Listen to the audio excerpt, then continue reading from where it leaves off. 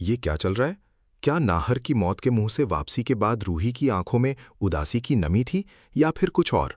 और राध्या, क्या वो सच में पार्लर गई थी या फिर ये सब एक गहरा षड्यंत्र है? चलिए, इस कहानी की परतों को खोलते हैं और जानते हैं इसके पीछे का चौंकाने वाला सच।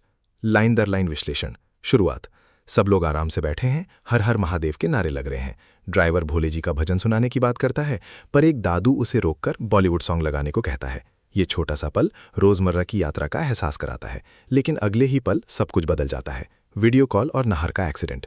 रतन जी, जो शायद किसी बड़े बिजनेस एक्सपो के होस्ट हैं, राध्या और प्रथम से वीडियो कॉल पर बात करते हैं। वो नाहर के एक्सीडेंट की खबर देते हैं जो उनके बेटे का था। सुनकर सब सदमे में हैं, पर शुक्र है कि वो अब ठीक है।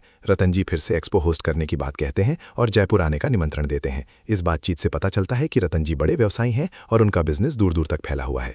जयपुर की यात्रा और अग्नि का कमरा। राध्या और प्रथम जयपुर के लिए निकल चुके हैं। वे रास्ते में एक मंजिल पर रुकते हैं जहां चाय नाश्ते का इंतजाम है। यहीं पर अग्नि का कमरा का जिक्र होता है। राध्या को बताया जाता है कि अग्नि बहुत शातिर है और उसे भनक लगते ही वो सब समझ जाएगी। इससे संकेत मिलता है कि उनकी यात्रा सिर्फ घूमने या दर्शन करने की नहीं है, बल्कि इसमें कोई गुप्त मिशन या खतरा शामिल है।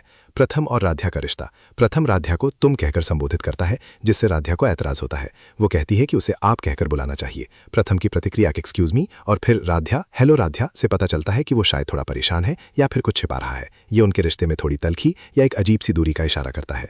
रूही और नाहर की मुलाकात। रूही नाहर से मिलती है। वो नाहर के एक्सीडेंट के बारे में पूछती है। यहाँ एक अजीब बात सामने आती है। नाहर रूही के साथ आए राध्या और प्रथम को अपने रिलेटिव से मिलने आया हुआ समझता है और कहता है कि वो उनके लिए एंटरटेनमेंट के लिए नहीं आया है। रूही उसे बताती है कि वे उनके लिए नहीं बल्कि नाहर के लिए आए हैं और नाहर दवाइयों की वजह से थोड़ा चिड़चिड़ा हो गया है। रूही का ये कहना वो बिल्कुल ठीक है, थोड़ा बनावटी लग रहा है।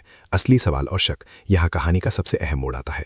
एक अज्ञात आवाज, शायद नाहर का ही मन या कोई और, सवाल उठाती है कि अगर नाहर मौत के मुंह से बाहर आया है तो रूही की आंखों में खुशी की बजाय उदासी क्यों थी। ये सीधा रूही पर शक पैदा करता है। नाहर का सवाल और राध्या का बयान। नाहर राध्या से बात करता है। वो राध्या से एक सवाल पूछता है जो उसके एक्सीडेंट के दिन के बारे में है। नाहर जानना चाहता है कि उस दिन राध्या कहाँ थी। राध्या कहती है कि वो पार्लर गई थी और उसने दादी को भी बताया था। सबूतों की मांग। नाहर राध्या से पार्लर के बिल और अपॉइंटमेंट के मैसेज दिखाने को कहता है। वो राध्या के डर और पसीने पर भी गौर करता है। नाहर की नजरें राध्या पर टिकी हैं, मानो वो उसे परख रहा हो। निष्कर्ष और भविष्यवाणी। ये सारी बातचीतें गहरे षड्यंत्र की ओर इशारा करती है। नाहर का एक्सीडेंट शायद सामान्य नहीं था। रूही की उदासी और राध्या का डर, ये सब कुछ संदिग्ध है। ऐसा लगता है कि नाहर अपनी मौत के करीब से लौटने के बाद सच जानना चाहता है। राध्या का पार्लर जाने का दावा कितना सच है, ये तो वक्त ही बताएगा। क्या ये सब एक सोची समझी चाल है या फिर कोई और है जो इस सब के पीछे है? आगे की कहानी में ये पता चलेगा कि क्या राध्या सच बोल रही है या फिर वो भी किसी बड़े खेल का हिस्सा है।